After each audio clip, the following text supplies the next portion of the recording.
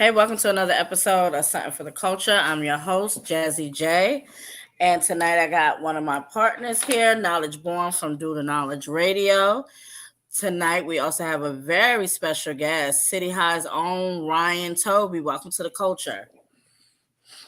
Thank you. Thank you for having me. All right, so Mr. Toby, can you explain for those who don't know who you are, familiar with your body of work, who you are, what you do, and how long you've been in the game? My name is Ryan Toby. I am a singer, songwriter, actor, producer, music producer, composer, Grammy nominated. I have been in the entertainment industry, acting, singing, writing songs for various artists, producing, and things of that nature for, wow, the last 30 years now. I started in '92 at the young age of about 14, 15 years old. I started in the game.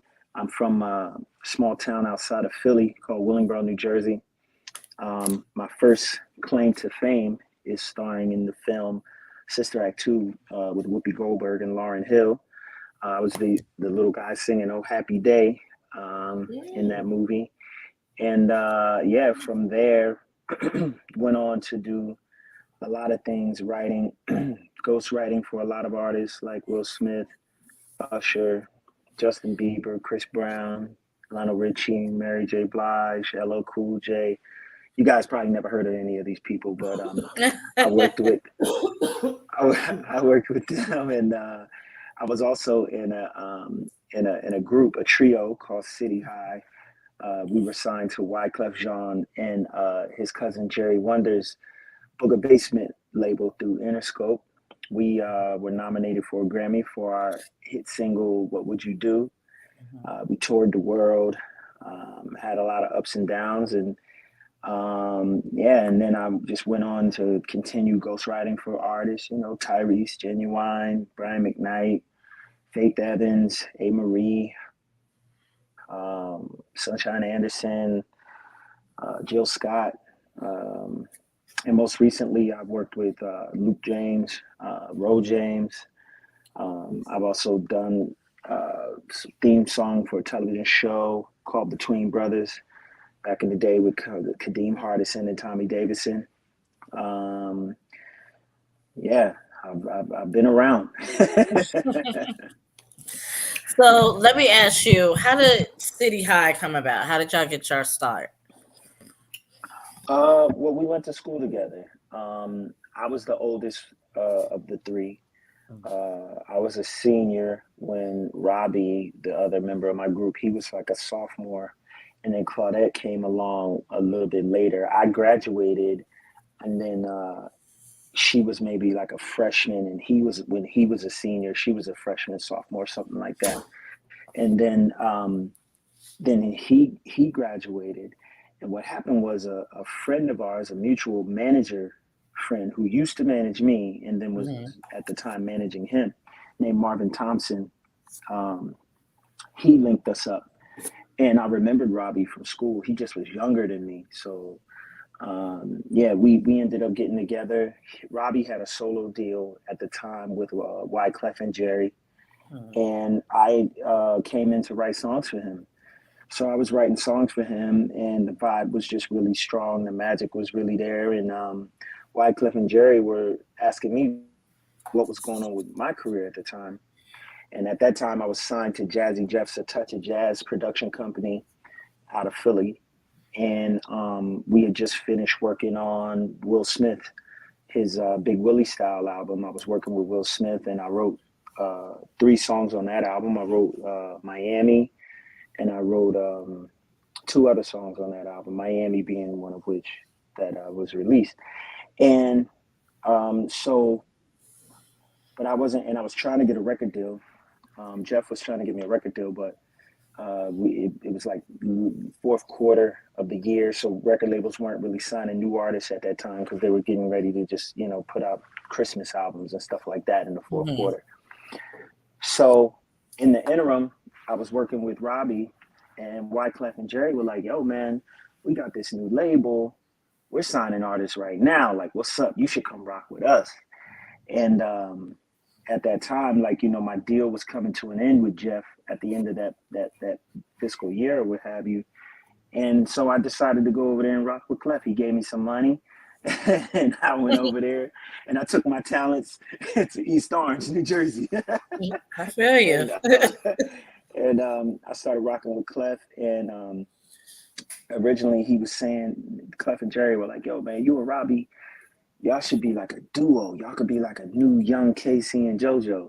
Mm-hmm. And so we started writing more songs together now, with a focus on us being a duo. So when we came up with the name City High and all of that, like originally it was just a duo.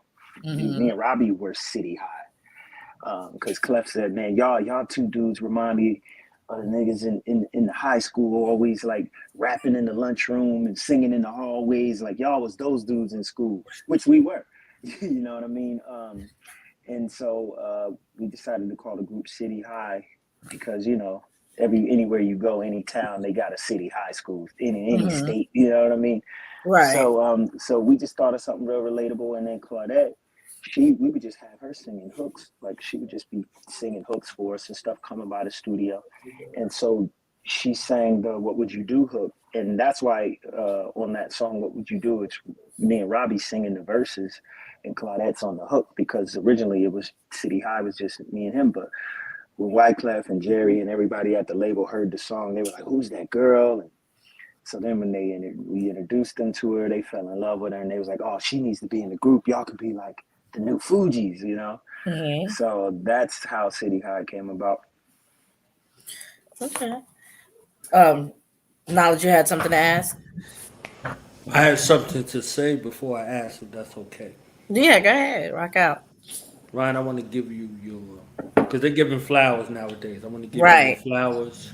I want to give you your praise. I want to give you your props. Thank you. I want to give you honor on a couple of different Thank you. levels because, you know, as a young child, you know, looking for figures in the public place was kind of hard to find. You see what I'm saying? Somebody who looked like Okay. you on the TV screen, because we're talking about representation. If we look at this next generation, there's a whole big myriad of things. Like people are upset about the Black Little Mermaid and all these other things that are going on. So at a time when a young, impressionable guy like myself wanted to be a singer, it was you and Tevin Campbell. You understand what I'm saying? Like, so it was you and Tevin Campbell, you know, that was a Thank relatable you. kind Yeah. of push and motivation. And another layer is I wanted to thank you. I don't know if it was just in the movie, but it kind of flowed from your persona as a naturally young, conscious thinking young man. You see what I'm saying? So there were buffoons on TV, there were all kind of stuff on TV. So I wanted to thank you, you know, from that space of being a young, socially responsible, like Thank you. multi-talented, you know, representation for a young black man to see No, on I TV, to appreciate see that. in the movies. So I wanted to start there. Right. And then I wanted to kind of fast forward because you named all of Appreciate these great people that you work with. But I know another great man that you worked with recently, by the name of Walter French. You understand? So I wanted to kind of link about that because I love him. Hell He's yeah, another yeah, multi-talented, multi-tiered genius like yourself. You yeah, know, yeah, to see y'all yeah. collaborate Walt's my together guy. and what that means. You see what I'm saying? Yeah, Like, so how did y'all yeah, kind of put yeah, that yeah. thing together real quick? Oh wow, I met Walt. How did I meet? I met Walt through a mutual friend, and I think I met him doing. He was. I met him through a mutual friend, and then he told me that he did YouTube videos, and he was like, "Hey man, would you want to be in one of my skits? You know, one of my little YouTube skits?" And I was like, "Yeah." And so we shot the skit, and then we just were talking about doing more work together. And he was like, I rap, and this particular skit we did was like one of his like comedy sketches. But then, you know, we were talking about his music and all of that. And he was saying, yo, man, I'm a big fan. And like, we could just work and we could do this, we could do that. And I was like, all right, cool. And then, no, I take that back. Our mutual friend, Jarrell Banks, brought Walt to my house to work with him on music. That's what it was. It was music first. I thought it was the film that led to the music. It was the music that then led to us doing films. So yeah, our mutual friend, Jarrell Banks, they were close friends from down in Oceanside, California. And Jarrell was like, yo, I got this rapper, friend of mine. He's dope. I want to link y'all up. Maybe y'all could do something. It's like, cool. Brought him through the crib. We was in my studio. We vibed out on a couple of joints. We loved it. It was great chemistry. And then that's how our connection formed. From there, it just kind of snowballed into, oh, well, you know, I do videos too, and I do this too, and da-da-da-da-da, and I would love to work with you in this and work with you. And it just kept steamrolling along. We would do more songs. He would just send me ideas. Yo, this is something I started last night. You think you hear something to this? And boom, I throw a verse on it, send it back to him, or you know what I mean? And we just was playing like that. He came through the crib a couple more times. And we just rocked out. It was just real organic and natural. And it just kept growing. And it's been, man, like 3-4 years now that, you know, I've been knowing Walt. And yeah, we just been rocking out like that, man. Anytime he sends me ideas, anytime he wants to link on something, I jump on it. He just sent me, it's funny you bring him up. He sent me a remix he did to Diddy's song, Gotta Move On, the Diddy track, the Gotta Move On with Bryson Tiller. French did his own little remix to it. Mm-hmm. And he sent it to me. And then I just threw a verse on there and sent it back to him. You know what I mean? So we're talking about releasing that too. Mm-hmm. Just throwing that out, just like something free, just something for the fans, just some good content. Yeah, I really like French. He's hungry. He's very skillful. He's professional. And he's multi-talented. You know what I mean? He's got a great personality. He's funny. He can rap. He can sing a little bit. You know what I mean? And he's great with videography. You know what I mean? Mm. Videographer. So he's an asset. He's a triple threat. I like the teaser y'all did too, and y'all kind of layered it because all of the videos, because you know I'm a fan of that genre. You see what I'm saying? A fan of that genre. So all of his videos, you would hear like the little teaser, you know, for Double Tap, and then I seen the video. I was going crazy when the video came out. I'm like, oh yeah, you understand what I'm saying? And then you know, to take it a step further in the midst of you know the pandemic going on, and y'all stance in social responsibility. You see what I'm saying? Like that was another layer that was added because I was like, wait a minute, like everybody depressed, they stressed out, we don't know what's going on. And I was like, everybody that I looked to that was funny, they mad. I'm like, wait a minute. So I was like, wait.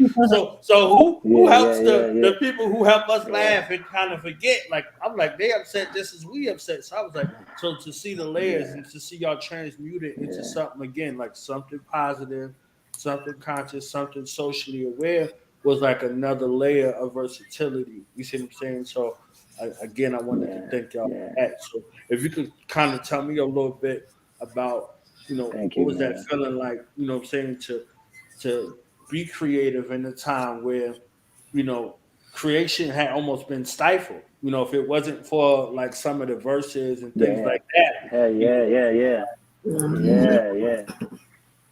So what was it like to be creative in the non-creative space? It was necessary. Number one, it was extremely cathartic. It was extremely therapeutic. And I mean, I just needed it. I mean, keep it real with you. Like I put out 10 albums during the pandemic. I put out an album every week for 2 weeks straight. You know what I mean? Right.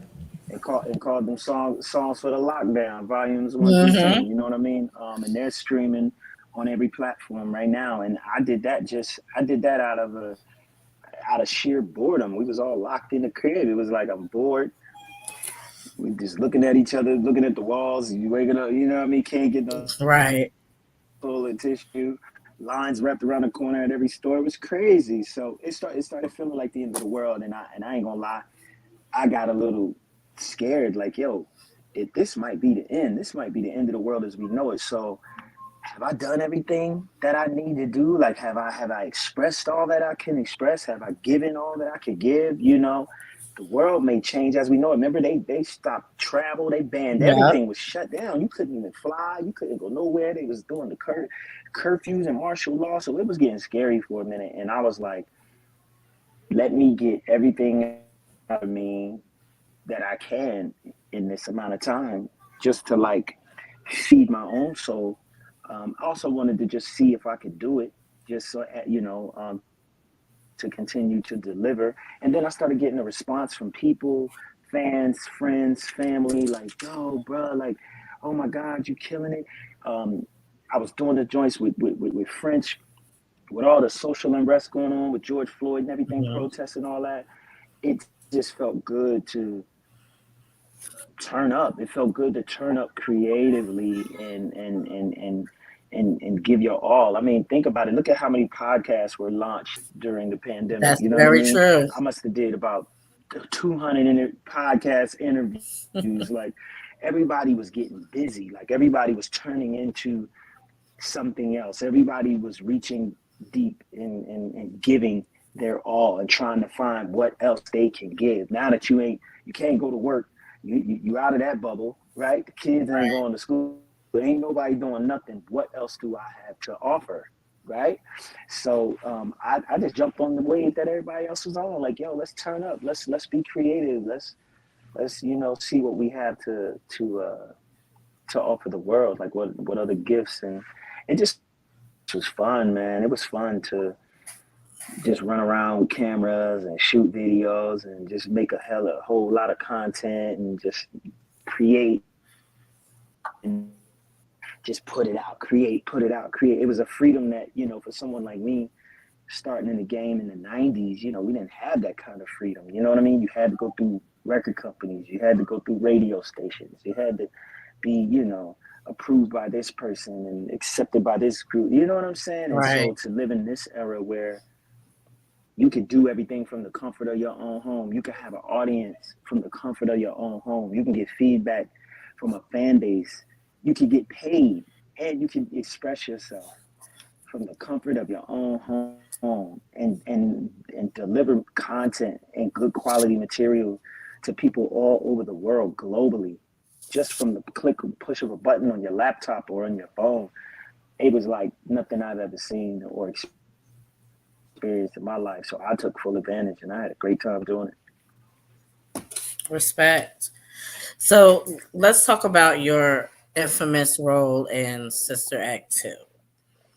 So how did you prepare for that role? Is it infamous? Yeah, it is. It's a classic. It's definitely a classic. Or is it famous? Is it famous or infamous? It's infamous. Classic. Let me tell you something. You set a standard. You set a bar standard. You sure did with that high note. That high note took us all out of whack. Thank you. Still to this day, you put that on for people. People still got the teary eyed. They still got the cheer. Okay. They still got like literally. So this is why I was saying earlier about that positive energy, because you don't. Yeah. It's sorely missed. You see what I'm saying? And we still have the same youth out there with the same capability, but the dreams are stifled. Their dreams are directed. Let me just say this, bro. He set a standard so high where he had a lot of brothers out here wanting to get them a uniform sweater, and they wanted to be part of whatever school that was. Okay. Not the sweat. Right. Yes. Right. And think of the time frame. It's 90s R&B. Like most of the children that's running around, their parents was listening to 90s R&B. So it was the whole time. I always say thugs, gangsters, and killers was singing Lauryn Hill's album. You understand? Like nobody was too cool. Yeah, that's a fact. That's a fact. The streets was singing Lauryn Hill's album. You understand? Right. Like so. He had people on the block, on the corner, hitting his notes. Okay. Old drug dealers on the block singing this song. They ain't never seen a church in their life. They still they were still singing for Happy Days. You All right, understand what I'm okay. saying? Yeah. And knew the dance. Let's not forget the little dance they had with it. Right. Okay, everybody was joyful. Could you imagine if they had the TikTok challenge back in the day? Right. That would have did? It definitely would have been a challenge. Yeah, you would have been the viral dude. I know I would have had my sweater and beanie. I don't know about you, bro, but I would have had my little sweater. I had the sweater and the beanie. You understand? Not the sweater and the beanie. Yeah. Oh, wow. But yeah, it's definitely a classic. I don't know if you know how much you are a legend in your own forthright, but that movie really, a lot of people like to say that Lauryn Hill was the breakout star. No, it was definitely you. And I love me some Lauryn Hill, but it was definitely you. Oh, wow. Oh, thank you. That's really sweet. I've never heard that one. It was always like you and Lauryn Hill, but with Lauryn is the queen. Like, so I'm just happy to have been in the company of her and Whoopi and Tanya Blunt and such other just enormous talents like that. I was young. That was the first thing I ever auditioned for in my life. Like, I ain't never been in a movie before. I never been in no commercials. I didn't go to no performing arts high school, none of that. I just was a little kid with a big head singing, in church every Sunday, you know what I'm saying? And I God blessed me with that role. I went to the audition and ended up getting a call back, and I went back for a second audition. They called me back like 7 times, maybe 8 times total. I might have had 8 callbacks or 7 callbacks. It was crazy. And the last one was in LA. They flew me to LA, and it came down to me and one other kid. And it was wild, man, because all the young stars of that day were auditioning for that film. Tatiana Ali, I saw her at one of the auditions. Tevin Campbell was at one of the auditions. Tony Thompson, who was the lead singer of the group High Five, he was at one of the auditions. So I was like, I didn't think in a million years I was going to get it. You feel what I'm saying? And I'm seeing these people walk in and out the door, and I'm sweating bullets. You feel me? But I just went in there and did my thing, and lo and behold, they wanted fresh faces. They wanted new talent. And as far as I wanted to go back real quick to your comment earlier, Knowledge, when you said the role and portraying this positive image of a Black youth on screen. I owe all of that to Bill Duke, the director. You know what I mean? That was his vision, to have my character, Shout out to Bill Duke. That's our hero. That's our hero. Yeah, shout out to Bill. Yeah, shout out to Bill Duke for real. Yes. Because he could have had me just play your normal ghetto boy, you know what I mean? Lost youth, whatever. He could have easily just had me play that same normal, you know what I mean, hood kid getting in trouble. But nah, he was like, no, I see something different for this character. I see him. It was like he wanted. There was one. Because he used to spit out ideas even in the audition room. He would throw little lines at me. Ryan, can try say this or try saying that, like right there in the audition room, just to see how I could deliver certain lines. I remember him even talking about, I see a scene with a camera, the crane shot coming down over the basketball court, and he said my character was going to be out there with my prayer rug, and I'm out there like praying, and he was even going to have that in the movie, like at one point. You feel me? So right. He was really adamant about making my character have the image that, he wasn't just another ghetto kid or just lost. He was like, nah, this kid was aware, he was woke, you know what I mean? And he was conscious. And so I thank Bill Duke for that, man. And so with all of those pieces between that and then Mervyn Warren was in the group Take 6, back in the day, big gospel group, legendary group Take 6. Mervyn Warren did all the music for the movie. So it was his idea to, by the way, what have you done for him lately? He was coming up with all that cool stuff in the movie. You feel what I mean? Like, we're gonna take joyful, joyful, glory. He took that and funked that all the way out and remixed it. Like, that was his idea.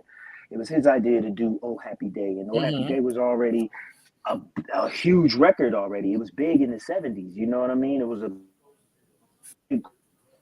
crossover song in the 70s. So just, them coaching me along, and then, me being able to do my thing to it and take it to a whole nother level. And like you said, set a whole new bar for what was already a big hit. When it comes to hits, you kind of got to be careful, because, you know what I mean? Mm-hmm. If you ain't going to do it right or take it to another level, then you got to leave it alone. Right. You feel me? Because people get tight about their favorite song. They be like, don't be singing, you know what I mean? Ain't nobody going to do it better than, you know what I mean? And so for us to have found that magic, to be able to take that song, which was already a classic, and take it to another level and bring it to a whole nother generation in the 90s. And then for us to now, fast forward 30 years later, you feel me? Sister Act 2 is about to be 30 years old, dog. Mm-hmm. 30 years later, and there are TikTok challenges about it. And I see the Instagram challenges of people singing the "Oh Happy Day." No, it's mind-blowing to me. I feel like it's very surreal to me every time. Like, I never get used to the feeling, ever. Us talking about it now is like, dang, I was in that, huh? Like, damn, that was like, you know what I'm saying? Like, it still blows my mind. That's a beautiful thing about sitting down with people who love you. You see what I'm saying? Oftentimes you don't get that. It's just like, okay, it gets very stoic in places, and people asking you the same stuff about the same. The impact with us being able to connect. Like, I'm from North. You understand what I'm saying? So absolutely, we grew up with the Fugees. You see what I'm saying? Right. Like, so it was like, it was the people singing and rapping in the hallway. You understand? So City High was they was City High. You understand what I'm saying? Right. Like, exactly. They even did Blunted on Reality and all of the joints in the high school. You see what I'm saying? So it's like, these are all cinematic moments. And just to touch on it real quick, because I know Jazz got something. When we were introduced to Bill Duke, we were introduced to Bill Duke as an adult version of who you were as a young version. So he got the chance. He got the chance to do it all over again, to break a cycle of youth that was seen as degenerate on film. You see what I'm saying? When we got introduced to him on Car Wash, he was Abdullah. Right. You see what I'm saying? He was Abdullah all the way down to Patrice Lumumba in his locker. So it always intrigued me. And I asked him, and he was like, hey, very interesting. There was an identity thing that was there. So you became another wave of that version. You see what I'm saying? Before it got perverse. My character was like a young Abdullah. It absolutely crazy. was. I didn't think about that. Right. Damn, that's crazy. How about that? Representation matters. You see it does. Everything. That makes sense. All of these things are like joke worthy now because of a living color and certain things like that. But it was still, when we seen it, it was still pure. You see what I'm saying? It was still pure, and it translates to the social area. When the jokes leave, it's still a real reality that we face. Right. So, again. Absolutely. 1000%. Yeah, for sure. That's a great connection right there. I never even thought about that with Bill Duke. That's absolutely fact. That actually makes me like I said, I never get used to it. I never get used to this conversation. And you just dropped something on me that I never thought about, and it makes me, with Bill Duke being the legend that he was as an actor, and then him directing, and then him pulling from his own, like, I feel honored. It's almost like he gave that to me, like, you can continue this on. That makes me feel really honored, to be like honest. That makes me feel really, really honored. Really it should. honored. I mean, everything he said was absolutely true. You know what I mean? Yeah. Because I mean, I could, like, he could have made my character a crackhead. You feel true? What I mean? I could be known as the crackhead in the movie. You was the little dude in the movie smoking crack. Like, you know what I mean? 30 years later, I could have been known as Pookie.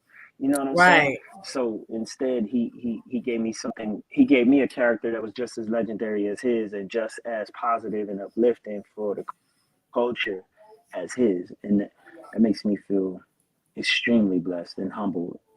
Thank you. That's actually really powerful. It's I funny can't wait to you tell say people that now. It's funny you say that, because he was actually on something for the culture a while back, and he went over a lot of his directings from, not landing and stuff like that he has worked over the years.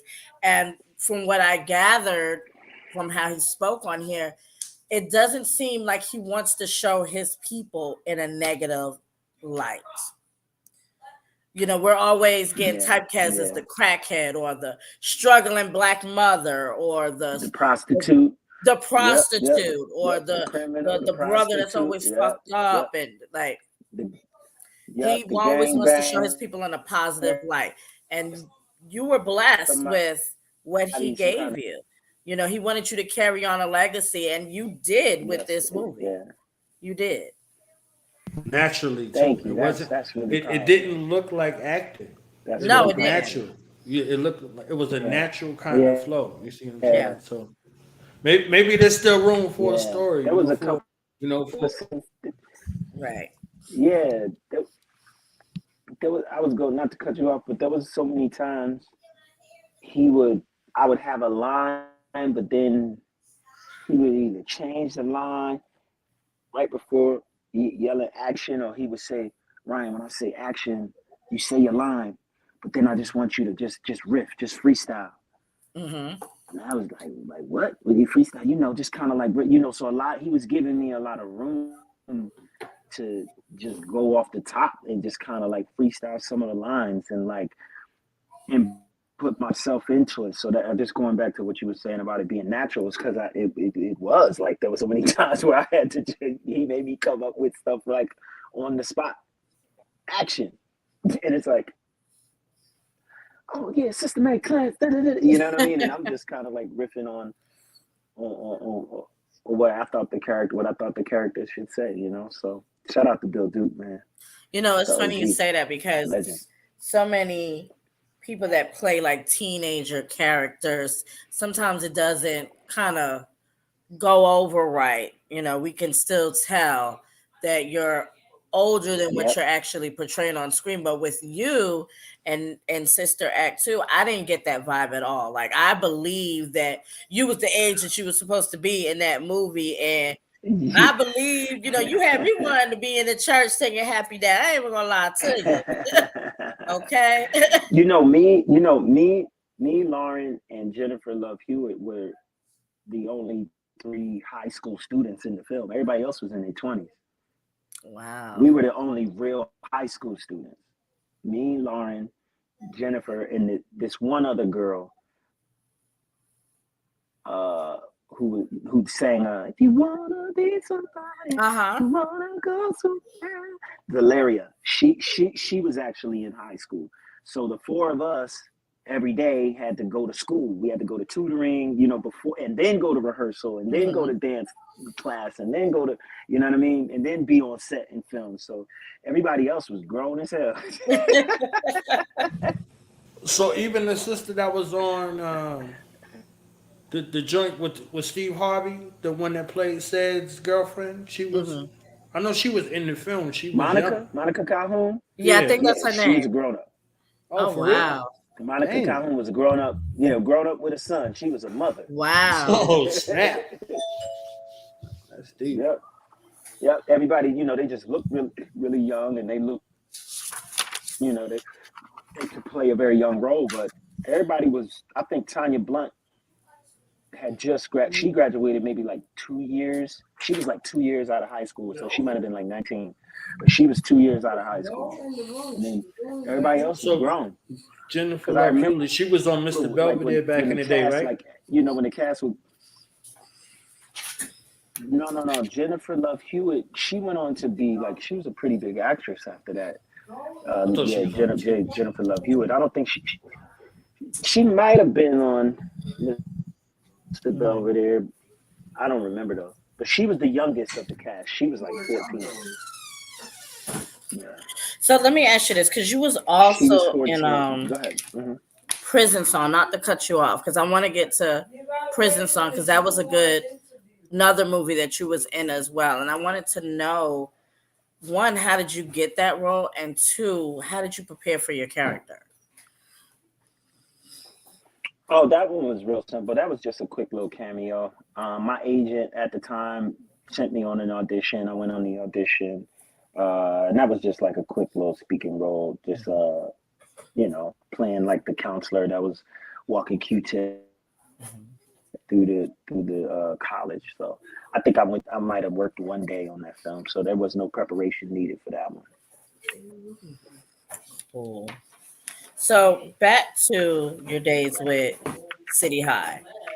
This is the thing with your group. I don't know how influential you guys. I don't know if you know how influential you guys were around that time.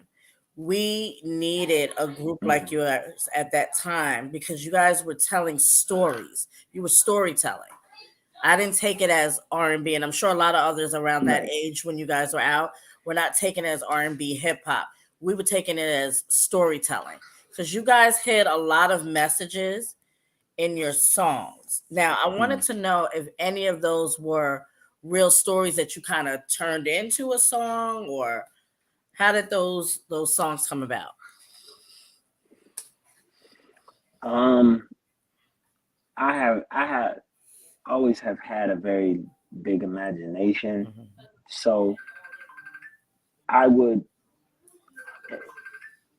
I would take stories from like they would be semi-true, you know what I mean? So like if I was talking to a cousin and he was telling me about something he went through with a girl, and then I was talking to my homie and he told me he about something he went through with a girlfriend, and then I talked to, maybe I was watching a movie and the main character was dealing with something with a girl. I would like take all three of those stories and kind of make one girl, you know what I mean? Make one story out of the three. I could kind of like compile those three stories and just use my imagination. I just always like telling good stories, and I love good, in-depth, intellectual conversation.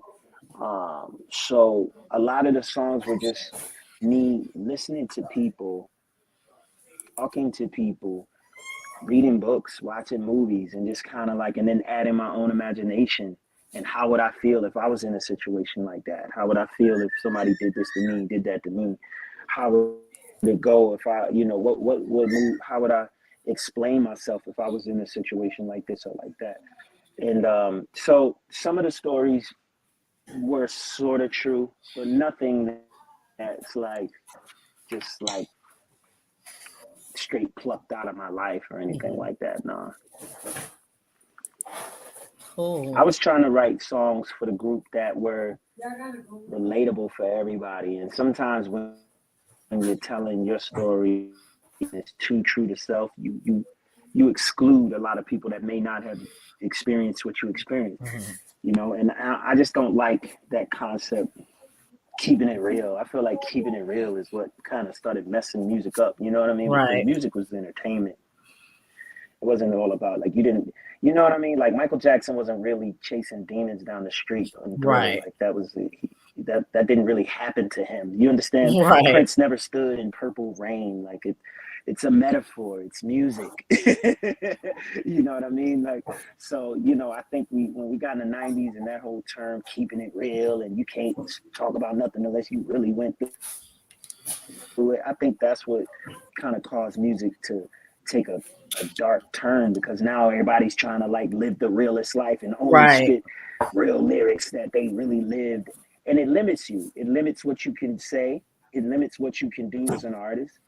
And it limits like how you can reach people and relate to people. And then you find yourself, then you get a lot of artists out here, they want to relate to people so bad that now they lying and they making up stories and they trying to act like it's their life. And then when the shit really hit the fan, you find out, oh, you ain't really about that life, and then it all goes to shit. You feel me? So it's Right. like if you just come out from the gate and let people know, look, man, I'm an artist, and sometimes I feel like this, and sometimes I feel like that. Some days I talk about heartbreak.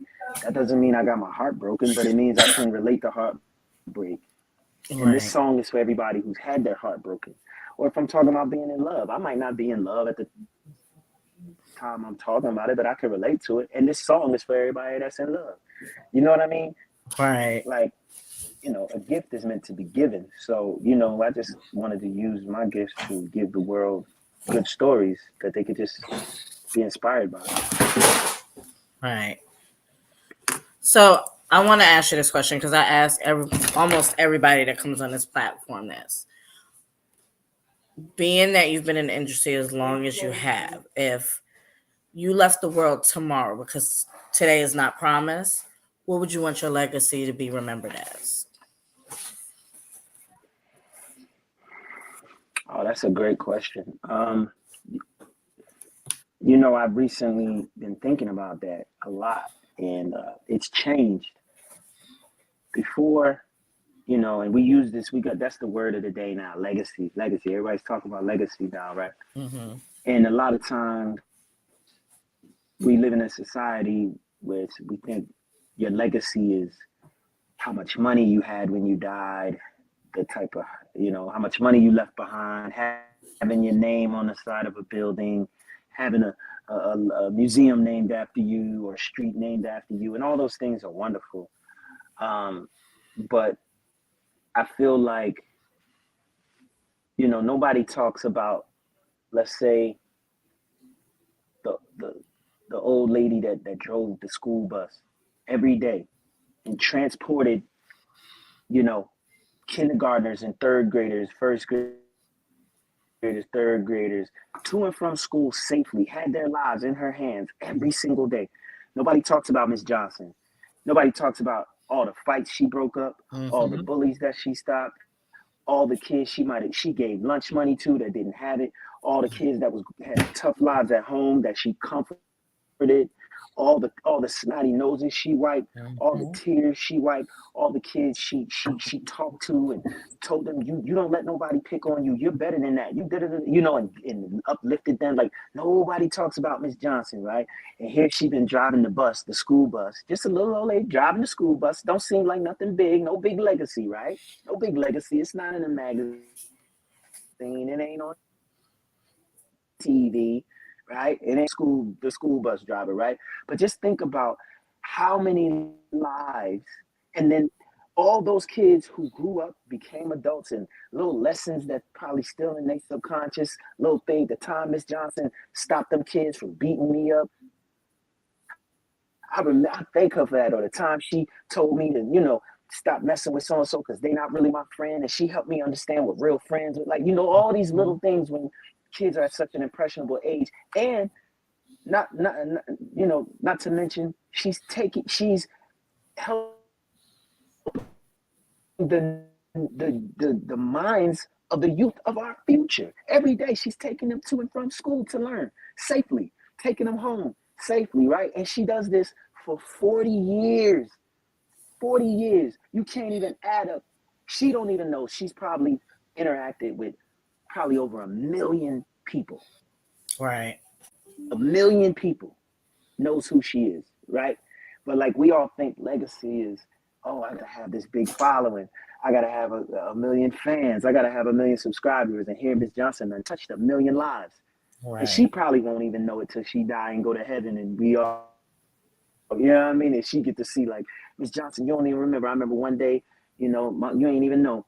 My mama was, doing this and da-da-da-da, and I ain't had no lunch money, and you gave me money every day for a month straight. You fed me, and I was hungry. Or you brought me clothes because you saw my clothes was, my jeans had holes in them, so you brought me some jeans. Like little things like that. And so I'm just saying that to say, when I think about legacy, I want to be known. I want to be known as like take away all the celebrity and all that stuff, because all that stuff I feel like is fleeting. You know what I mean? Like you hot until you not. You understand? But if I can consistently be, for lack of a better term, just a solid motherfucker, you feel me? And the type of guy that gives good advice, drops jewels and gems on people when they ask, never hated on the younger generation and the young ones coming up behind me. I always gave them the jewels and the tools and the skills to be better than me. You feel me? For friends to say, nah, he's a solid motherfucker. He was there for me when I needed him. You know what I mean? He's the type of dude that'll keep it real with you. For my kids to say like, yo, like my dad, beyond celebrity and all this and that, like I could always count on him. That's the type of legacy I want to leave behind. Like when I heard a saying, when people come to your funeral and they get up and speak, they don't get up and speak at your funeral because of all the things that they did all the things you did for yourself. Nobody gets up at your funeral and like, oh, that girl was so successful. And oh my God, and remember when she signed that one deal for $1 million? Mm-hmm. And oh my God, remember when she got that endorsement deal with Nike? Nobody says that at your funeral. You know what people say when they stand up at your funeral? I loved her because she always made me laugh. Mm-hmm. I loved him because I remember one time, man, I was going through it and I ain't even had gas in my car. And he gave me his gas card and said, bro, you good here. Just use it until you get back on your feet. Like, you feel me? People talk about you for the things you did for them. So on this journey of legacy, we got to remember that. It's not about what can I do to build up me that I want to leave behind this memory, because nobody's going to talk about that shit. Nobody, when you die, anybody close to you that comes to your funeral is talking about all the awards you won and all the accolades and all the things you achieved. Everybody's sitting around talking about, yo, you remember that time when she said that? Oh man, I'll never forget, man. She did. I'm going to miss her laugh. I'm going to miss her advice. I'm going to miss his, you know what I mean? His presence. He always motivated me. He was the one that got me working out. He was the one that was like, nah, bro, come on, we got to get this money. He got me more. He gave me the inspiration to start my own business. He gave me that motivation, helped me build my courage and my character. He was the one that checked me and told me, yo, dog, you need to go home and make things right with your wife, bro. You wildin'. You know what I mean? Like little things like that. So I just want to be known. That's what I want to be known for. You understand what I'm saying? Like I want my legacy to be, I knew him and I loved him because he was a real solid motherfucker. That's real though. Like, yeah, that's real. That's and I could die tonight, and I'll be cool with that. That's real. That's some real shit to say. No. That was real. So I want to give you this time to tell us about any other upcoming projects you might be working on. Give us a sneak peek into what you got going on. Yeah, right now I've been working with a young up and coming screenplay writer and director named Stacey Davis. Mm-hmm. She's out of Myrtle Beach, South Carolina.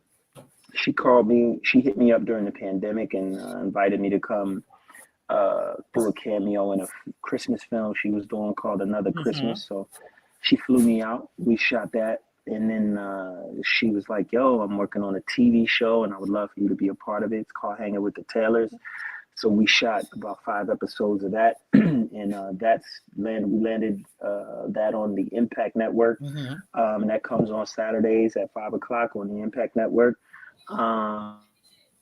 You can stream it live on watchimpactnetwork.com. And yeah, so she and we forged this new relationship. She's working on a bunch of new films. She's like a new young female Tyler Perry on the rise. So I'm real excited about what she's got going. She's super smart. She's super professional. And I love that I met her on the come up. So, and I'm just happy to be a part of everything she's got going. She's shooting a bunch of films, and we're shooting another 5 episodes for the TV show for season 1, and then we're supposed to go into production for season 2 immediately after. So between Hanging with the Taylors, which comes on, like I said, Saturdays at 5 o'clock on the Impact Network, and then we also have a movie called Another Christmas that is coming out, I think, this December 12th, and that's going to be on the Roku channel. Okay. So if you have Roku or Roku TV, you can stream Another Christmas, and I think you'll be able to stream it on Amazon as well. So those are the 2 things right now, and then Stacey and I working on a bunch of new projects. She just writes and writes and writes, so she's got mad scripts and mad ideas, and she's like, Ryan, I want you in everything, and I'm like, yes, let's do it. So yeah, you can look out for me there. Also too, I have 10 albums that I put out over the pandemic that are out on streaming platforms everywhere you stream music. They're called Songs for the Lockdown. You can just type in Ryan Toby Songs for the Lockdown, and you'll see volumes 1 through 10. It's like over 80 songs I put out in 10 weeks. I went crazy. Songs are fire, and have fun. Yeah, and I also have a Christmas album called Songs for the Season that I dropped also too that year. So you can check that out as well. Dope. So I wanted to ask you this before we get out of here this evening. I heard, now I don't know how true this is, but I did hear that Sister Act 3 is coming. Will you be a part of that? Yeah. We got our fingers crossed, baby. Okay. We got our fingers crossed. Nah, I heard they were going into production as well.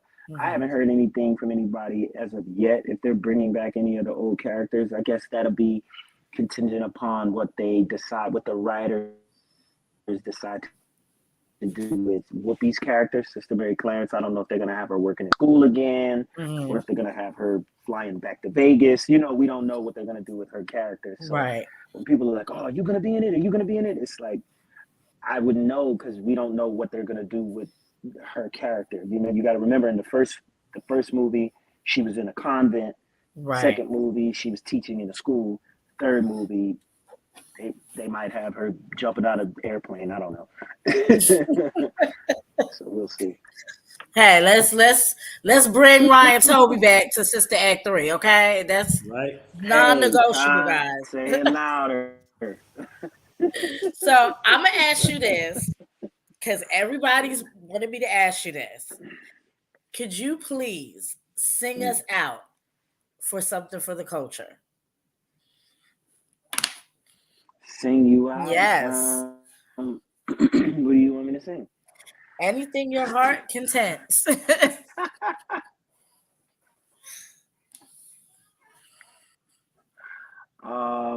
Wow. Something for the culture. I will sing. You know what I'll sing for you?